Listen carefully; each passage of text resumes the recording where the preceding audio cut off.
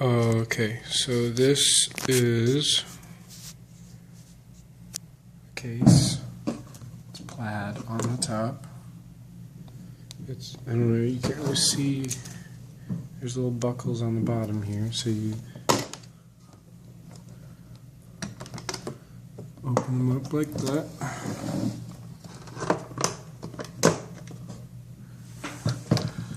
Here it is. We're not sure if it actually works yet, like for sure, like all the keys work and there hasn't been any significant corrosion of the typeface or anything, and the slide works and all that stuff. But they weren't selling any ink cartridges, so we ordered some on Amazon. So when those get here, we'll know for sure whether or not it works. But it clips into its carrying case, so you don't have to worry about it falling out and stuff like that, being all heavy.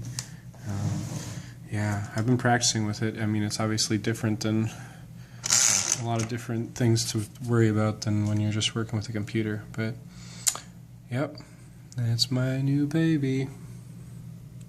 Underwood. It's a deluxe. So, okay, I'm going to send this to you.